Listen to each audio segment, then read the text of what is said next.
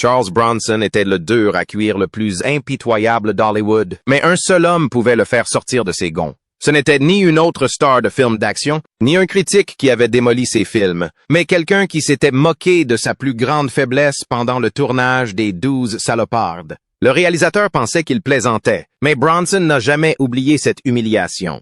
La haine était si profonde que, 30 ans plus tard, il parlait encore de vengeance. La plus sombre querelle d'Hollywood est enfin révélée. Charles Bronson n'était pas destiné à la célébrité. Il est né Charles Dennis Bukinski dans une petite ville minière de Pennsylvanie, extrêmement pauvre, 11e d'une fratrie de 15 enfants. 16 parents, des immigrants lituaniens, vivaient dans la précarité. À 6 ans seulement, il était si pauvre qu'il devait porter la robe de sa sœur à l'école, faute de moyens pour lui acheter des vêtements convenables.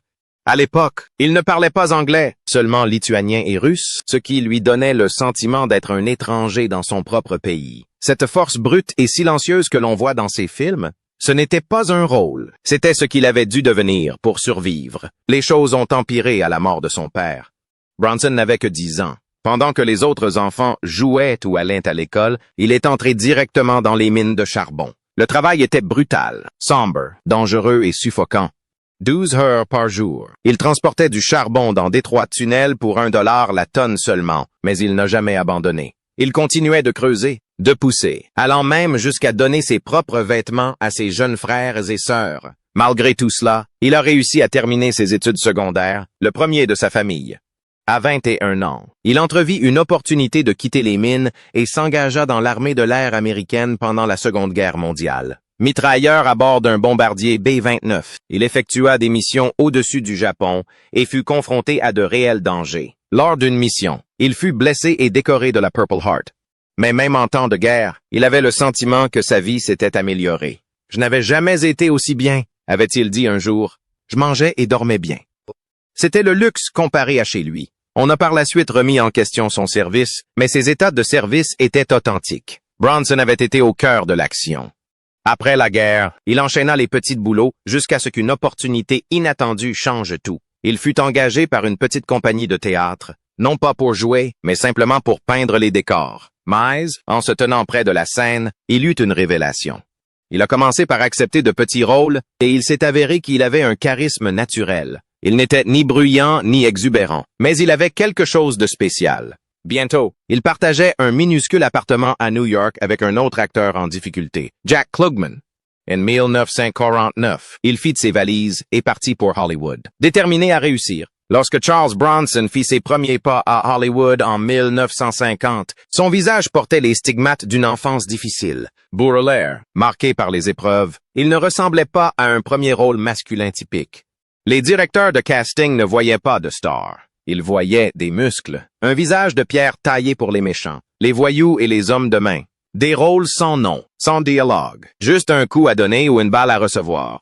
Il n'était pas encore Charles Bronson. Son vrai nom était Charles Bukinski, mais en pleine chasse aux sorcières macartistes, il savait que ce nom sonnait trop étranger. Il changea donc son nom pour Bronson, empruntant celui de la porte Bronson des studios Paramount. Un petit geste, certes, mais qui lui permit de survivre dans une ville où l'on exigeait que toutes les vedettes se ressemblent, parlent et aient la même voix. Bronson travailla sans relâche au début des années 1950, enchaînant les films.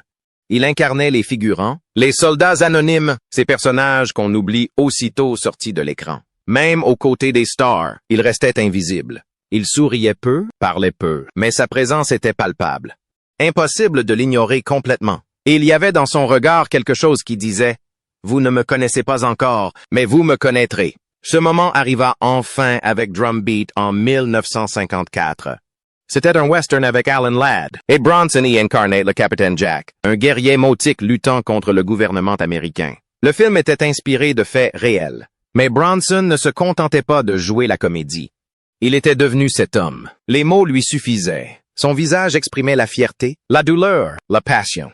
Un critique a déclaré qu'il avait volé la vedette à tout le monde, et ce n'était pas un simple compliment. C'était un avertissement. Bronson en avait assez d'être le second rôle du voyou. Cette scène dans la cellule, Vers la fin, a révélé une facette de lui qu'Hollywood avait trop longtemps ignorée. Un sens de l'humour, une humanité, un naturel inattendu. Drumbeat lui a permis d'accéder au statut d'adulte, et pour la première fois, le public l'a remarqué. 4 ans plus tard, Bronson obtint quelque chose d'encore plus grand. Son nom en tête d'affiche. Machine Gun Kelly n'était pas un film à gros budget. Il fut réalisé rapidement et à moindre coût, mais Bronson en fit un film inoubliable. Il incarnait le gangster George Kelly comme un homme hanté par sa propre réputation. Fort en apparence, mais terrifié intérieurement. Susan Cabot jouait sa petite amie impitoyable, et ensemble, ils créaient une tension palpable. Il y a une scène de braquage de banque sans aucun dialogue. Seul le langage corporel et le regard froid de Bronson parlent. La critique n'a pas été convaincue. Ils étaient stupéfaits. C'était cru, authentique et sans concession. On a commencé à murmurer que peut-être, juste peut-être, cet acteur pourrait porter un film. Mais Hollywood n'a pas écouté. Pas encore. Malgré ce succès, Bronson restait dans l'ombre. Il a joué dans une série télévisée intitulée L'homme à la caméra et a décroché des seconds rôles importants dans des films à succès comme Les 7 mercenaires, La Grande Évasion et Les 12 salopards. Mais toujours dans des rôles secondaires, jamais en tête d'affiche. Il avait déjà dépassé la quarantaine, âge auquel la plupart des acteurs auraient renoncé à la gloire. Pourtant, Bronson n'était pas du genre à abandonner. Alors que les studios américains l'ignoraient, l'Europe voyait tout autre chose. En France, en Italie et en Allemagne, il était un héros, calme, posé et fort. Les réalisateurs européens adoraient son silence, son regard, l'attention qu'il dégageait même sans parler. Le public d'outre-Atlantique l'a propulsé au rang de star bien avant son pays d'origine. Le chemin n'avait pas été facile. Pendant des années, Hollywood ne savait pas quoi faire de lui. Il était trop typé, trop rustre, pas assez beau. Il a même plaisanté en disant qu'il ressemblait à une carrière de roche dynamitée, et les producteurs étaient d'accord. C'est pourquoi on lui confiait sans cesse des rôles autres que le sien. Amérindiens, Mexicans, Grecs, Italians, n'importe qui ayant l'air étranger. Mais les choses ont commencé à changer lorsque le réalisateur John Sturges lui a offert le rôle de Bernardo O'Reilly dans Les 7 mercenaires. À 39 ans, il était plus âgé que la plupart des acteurs qui se révélaient au grand public, mais ce rôle lui a apporté quelque chose de nouveau. Il incarnait un tireur doté d'une conscience, quelqu'un qui comprenait que le vrai courage ne se résumait pas aux balles. Dans une scène, il disait aux garçons du village que leur père, qui travaillait la terre chaque jour sans espoir de récompense, étaient les véritables héros. Cette force tranquille a marqué les esprits, surtout en Europe, où le film a connu un immense succès. Il a non seulement lancé sa carrière internationale, mais l'a également propulsé sur la scène internationale. Cela prouva que Bronson pouvait donner une profondeur à ses personnages au-delà de sa musculature. 3 ans plus tard, La Grande Évasion lui offrit une nouvelle occasion de démontrer qu'il n'était pas qu'un dur à cuire. Il y incarnait Danny, un soldat claustrophobe contraint de creuser des tunnels pour une évasion audacieuse. La peur dans les yeux de Bronson n'était pas feinte. Enfant, il avait travaillé dans des mines de charbon après la mort de son père. Il savait ce que c'était que d'être piégé sous terre. Cette peur viscérale donnait toute sa profondeur au rôle. Le réalisateur John Sturges l'a choisi précisément pour montrer que même l'homme le plus fort pouvait être vulnérable. Le résultat fut inoubliable, surtout en Europe, où Bronson était déjà devenu une icône discrète. Mais tandis que sa célébrité grandissait, sa vie personnelle commençait à se dégrader. Pendant le tournage de La Grande Évasion, Bronson tomba amoureux de Jill Ireland. Le problème? Elle était mariée à son ami et partenaire à l'écran, David McCallum. Bronson ne cachait pas ses sentiments. En plein deuil suite au décès de sa mère et face à l'effondrement de son mariage, il prit une décision qui choqua tout le monde. Cela provoqua une rupture, mais changea aussi sa vie. Bronson et Ireland se sont mariés en 1968 et sont restés ensemble pendant plus de 20 ans. Elle n'était pas seulement son épouse, elle était aussi sa partenaire dans plus d'une douzaine de films. Ensemble, ils formèrent l'un des couples les plus emblématiques du cinéma hollywoodien, notamment dans les années 1970, période où Bronson devint enfin une star aux États-Unis. Cette même image de dur à cuire le suivit dans Les 12 salopards, tourné en Angleterre en 1966. Ce film de guerre, avec sa pléiade de stars, était marqué par un excès d'ego sur le plateau. Bronson ne se facilitait pas la tâche. Il restait à l'écart et paraissait souvent distant. Sur le plateau, on le surnommait déjà Charlie Sunshine à cause de son humeur sombre, mais ce n'était pas qu'une question d'attitude. Le tournage fut difficile. Des retards l'ont prolongé pendant des mois. Un jour, son partenaire Lee Marvin a disparu. Il s'est avéré qu'il avait trop bu et qu'il avait fallu le ramener de force d'un pub du coin. À peine dégrisé pour la scène suivante. C'était le chaos, mais contre toute attente. Le film est devenu le plus gros succès de 1967, surpassant les grosses productions et rapportant des millions. Cependant, tous les souvenirs de ce tournage n'étaient pas une réussite. Bronson avait toujours été complexé par sa taille. Il mesurait 1 mètre et ce complexe l'a rattrapé lors d'une scène de groupe. Le réalisateur Robert Aldrich a cru bon de placer Bronson entre les 2 acteurs les plus grands du plateau, Clint Walker et Donald Sutherland, qui le dominaient tous deux de toute leur hauteur. L'effet fut immédiat et humiliant. Tout le monde l'a remarqué. Bronson était furieux, mais Aldrich se contentait de rire. Pour un homme qui avait passé des années à se forger une image de dur à cuire, ce fut un coup dur. Ce n'était pas une simple blague, ça l'avait touché là où ça faisait mal. Charles Bronson a passé des années à jouer les durs à cuire dans l'ombre, tandis que des acteurs plus beaux brillaient sur le devant de la scène. Il a figuré dans des succès comme Les 7 mercenaires et Les 12 salopards. Mais personne à Hollywood ne lui a jamais offert de premier rôle. Son visage était trop buriné, sa présence trop intense. Alors que les studios continuaient de choisir les mêmes héros au physique avantageux, Bronson patiented. En 1968, à 47 ans, il n'était toujours pas une vedette aux États-Unis. Il fit donc ses valises et partit pour l'Europe, comme Clint Eastwood avant lui. La différence? L'Europe a vu quelque chose que Hollywood n'a pas vu. Peu lui importait qu'il ne soit pas beau. Elle voulait de la puissance, du caractère, une présence authentique.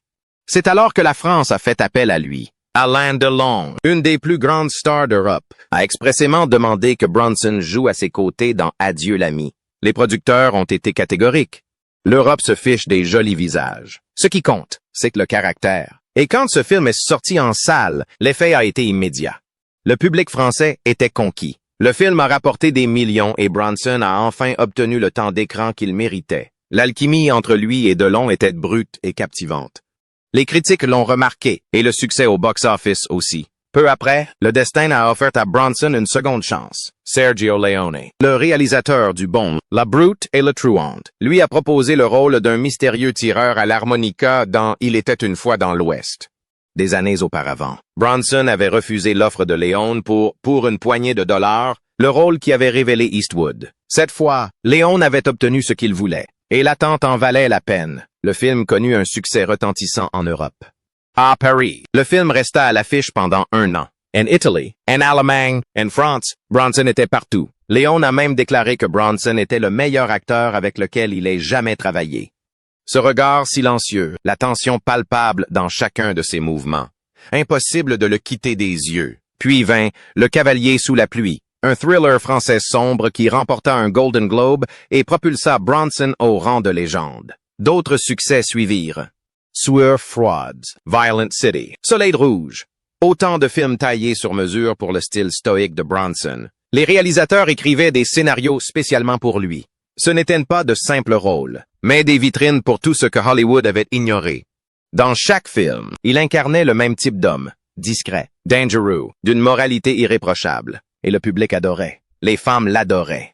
Les hommes rêvaient d'être à sa place. À son retour à Hollywood au début des années 1970, il n'était plus un visage parmi d'autres.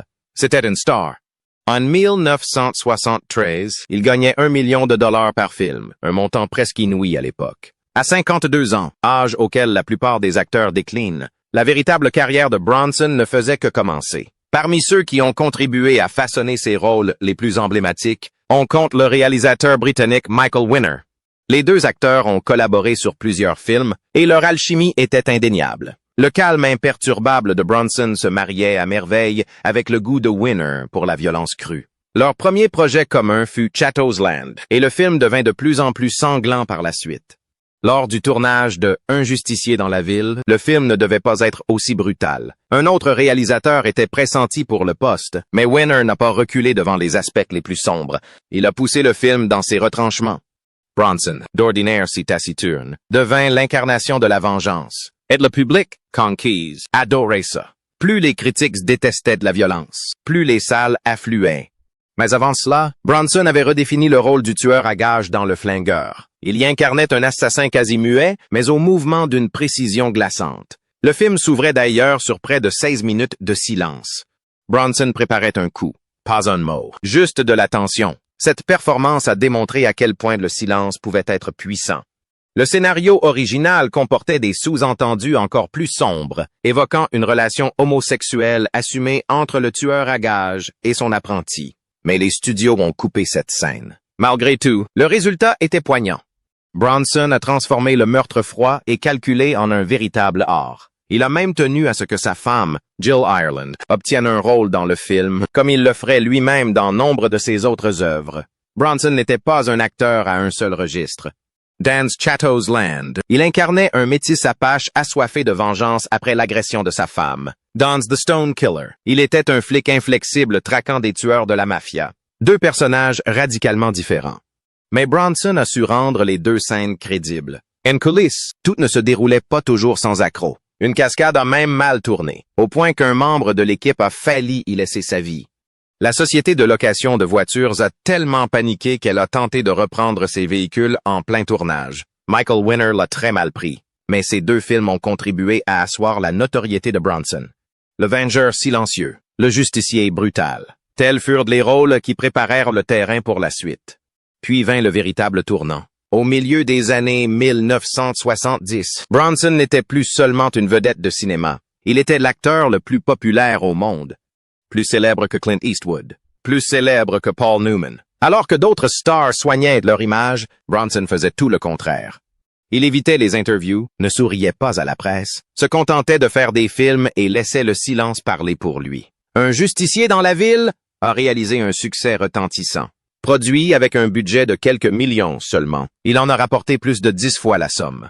Les studios finirent par comprendre que la renommée internationale pouvait primer sur la presse nationale. Ed Bronson, Louis, continuait comme toujours, fixer la caméra d'un air détaché, comme s'il n'avait rien à prouver. Le rôle de Paul Kersey dans Un justicier dans la ville est devenu une obsession pour Bronson. Il y incarnait un architecte discret dont la vie bascule lorsque sa femme est assassinée et sa fille agressée. Un homme qui abhorrait la violence se retrouve soudainement armé. La transformation était saisissante. Le fait que Bronson ait déjà 52 ans la rendait encore plus réelle. Il était devenu le genre d'homme que beaucoup rêvaient secrètement de devenir. Froid, intrépide et inarrêtable. Mais en coulisses, Bronson avait des limites. Il refusait que sa véritable épouse joue le rôle de la victime à l'écran. « Je ne veux pas qu'on la malmène », dit-il au réalisateur. C'était Bronson tout craché, dur, main protecteur. À sa sortie en salle, Death Wish a fait l'effet d'une bombe. L'Amérique était secouée par la montée de la criminalité et la perte de confiance envers le gouvernement. Soudain, ce film cru sur la justice de rue a pris une dimension bien plus profonde qu'un simple film. Les critiques l'ont détesté, l'ont qualifié de dangereux, des racistes, mais le public en redemandait. À la sortie des salles, certains voulaient acheter des armes. Certains ont même crié « Un justicier dans la rue !» et un Percival Bronson dans la rue, comme s'il s'agissait réellement de Paul Kersey. La frontière entre l'acteur et le personnage était devenue floue. Même l'auteur du livre original était horrifié. Il l'avait écrit comme un avertissement, mais le public a fait de Bronson un héros. Les rues du New York des années 1970 étaient sombres et empreintes de peur. Des ordures jonchaient le sol. Graffitis, des gens qui avaient peur de marcher seuls. C'est dans ce monde qu'est apparu Bronson, avec son regard silencieux et son pistolet dissimulé. Pour beaucoup, le film semblait refléter leur quotidien. Certains quartiers ont même commencé à se surnommer « Patrouille Kersey », c'est dire l'ampleur de son impact. Les forces de l'ordre commencèrent à s'inquiéter. Des gens ordinaires allaient-ils se faire justice eux-mêmes? Bronson était devenu plus qu'une star de cinéma. Il était un symbole. Selon les points de vue, c'était une bonne ou une mauvaise chose. Mais cette célébrité avait un prix. Bronson n'aimait pas être sous les feux des projecteurs, et il n'aimait certainement pas ce que le personnage de Kersey était devenu. Dans les interviews, il semblait las de tout cela. Il disait se sentir comme une version déformée de lui-même, étiré. Déformé. Les fans le connaissaient comme un tueur, mais chez lui, il peignait et sculptait. C'était un homme discret qui appréciait la tranquillité. À mesure que les suites de Death Wish devenaient de plus en plus excessives, Bronson se montrait plus réservé. « Je me contente de faire le minimum », a-t-il admis. Dans Un justicier dans la ville 3, il décimait des gangs à la mitrailleuse. Ça ne paraissait plus réaliste. Même Bronson trouvait que c'était allé trop loin. Pourtant, il revenait sans cesse à ce rôle. L'argent était le nerf de la guerre. Les contrats aussi.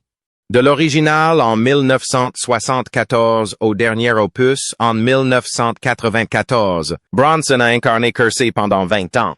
À chaque film, le personnage s'est radicalisé. De l'homme brisé armé jusqu'aux dents, il est devenu un soldat urbain luttant contre les trafiquants de crack et les chefs de guerre. L'histoire d'amour de Charles Bronson commence loin des paillettes et du tumulte d'Hollywood. Mineur de charbon sans le sou à 26 ans, il rencontre Harriet Tendler, une adolescente issue d'une famille aisée, dans une école d'art dramatique de Philadelphie. Lors de leur premier rendez-vous, il n'a que 4 cents en poche.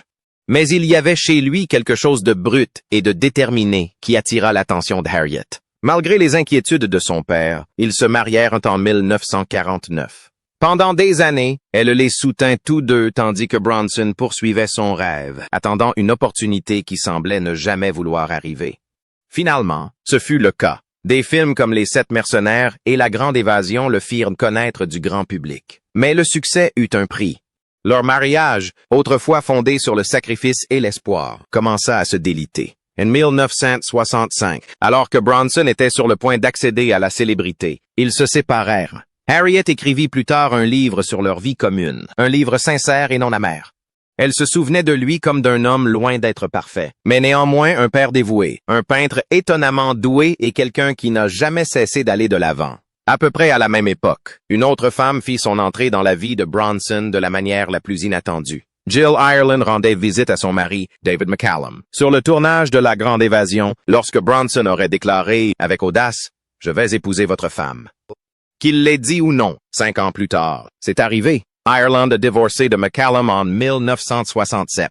Bronson avait finalisé son propre divorce 2 ans auparavant. En 1968, Bronson et Ireland se marièrent. Loin de toute animosité, McCallum garda sa dignité, affirmant plus tard n'avoir jamais nourri de rancune. Pour Bronson et Ireland, ce fut le début d'une longue et singulière collaboration qui s'étendrait sur 2 décennies et plus d'une douzaine de films. Leur lien n'était pas seulement une histoire d'amour, il devint le fondement de la carrière de Bronson dès lors. Entre 1970 et 1987, Bronson s'assura que Jill Ireland figure dans presque tous ses films, soit 15 au total. Ils n'étaient pas de simples partenaires à l'écran. Ils étaient de véritables partenaires. Leur vie commune était nomade, rythmée par les déménagements incessants au gré des projets de Bronson. Malgré tout, ils ont su la concilier. Avec 7 enfants à eux deux. 2 du côté de Bronson, 3 du côté d'Ireland et 2 adoptés ensemble. Ils ont bâti une existence mêlant le glamour hollywoodien à une étrange normalité nomade. Leur résidence principale se trouvait à Bel Air, mais ils possédaient également une ferme dans le Vermont et une maison de campagne enneigée dans le Colorado. Jill élevait des chevaux, et Bronson se consacrait à son travail. Ensemble, ils menaient une vie à 1000 lieues de la violence crue des films. En coulisses, Bronson était un homme différent. Timide, si timide qu'il était incapable de regarder ses propres films, il avait un côté réservé, préférant la peinture et les dîners en famille au tapis rouge. Bien qu'il ait été un temps l'acteur le mieux payé au monde, il vivait comme un homme qui connaissait encore la misère et la faim. Jill a raconté un jour un moment qui illustrait bien cette dualité. Alors qu'elle se plaignait du mauvais traitement qu'elle subissait de la part d'un réalisateur, Bronson s'est approché calmement et l'a secoué pour le remettre à sa place. C'est cette loyauté indéfectible, cet instinct protecteur, qui avait fait de lui l'homme qu'il était, mais rien ne put les protéger de ce qui allait suivre. En 1984, on diagnostiquait chez Jill un cancer du sein. Le même homme qui avait incarné des justiciers violents à l'écran se retrouva impuissant auprès de sa femme. Pendant 6 ans, elle a lutté contre la maladie avec un courage incroyable. Elle a pris la parole publiquement, a écrit 2 mémoires et a même témoigné devant le Congrès. Elle n'a pas seulement survécu, elle a été une source d'inspiration. En 1990, elle décéda à leur domicile de Malibu. Bronson fut anéanti. Il la fit incinérer, plaça ses cendres dans une canne et la porta partout avec lui jusqu'à la fin de sa vie. Malgré les films et les millions, c'est elle qui comptait le plus. Puis survint un rebondissement inattendu dans l'histoire de Bronson, un rebondissement qu'il n'avait jamais souhaité. En 1987, un criminel britannique du nom de Michael Gordon Peterson changea légalement son nom en Charles Bronson. Il a agi ainsi lors d'un bref moment de liberté, soi-disant pour promouvoir la boxe. Ironie du sort, il n'avait jamais vu un seul film de Bronson. Quoi qu'il en soit, le surnom lui est resté, et dès lors, Peterson s'est forgé une réputation aussi nouvelle que terrifiante. Au cours des décennies suivantes, il allait devenir le prisonnier le plus dangereux de Grande-Bretagne. L'histoire de Peterson a rapidement dégénéré. Après sa libération, il acheta un pistolet à eau, le transforma en fausse arme et obligea un inconnu à le conduire à travers la ville. Il s'est lié au tristement célèbre jumeau Cray, a pratiqué la boxe illégalement et a même braqué une bijouterie le jour de l'an. 6 jours plus tard, il était de nouveau arrêté, mais désormais, il n'était plus Michael Peterson. Il s'appelait Charles Bronson. Ses noms, empruntés à une légende hollywoodienne, est devenu un symbole de chaos et de violence dans le système carcéral britannique. Le plus étrange, c'est le sérieux avec lequel Peterson s'est investi dans cet acte. Il s'est forgé une réputation de brutalité, prenant des otages, agressant des gardes, organisant des manifestations sur les toits et allant jusqu'à exiger un hélicoptère et une tasse de thé lors d'un siège. Son acte le plus tristement célèbre remonte à 1999, lorsqu'il a retenu en otage un professeur d'art pendant 44 heures. Le résultat? Une peine de prison à perpétuité. Au fil des ans, il a passé la majeure partie de son temps en isolement.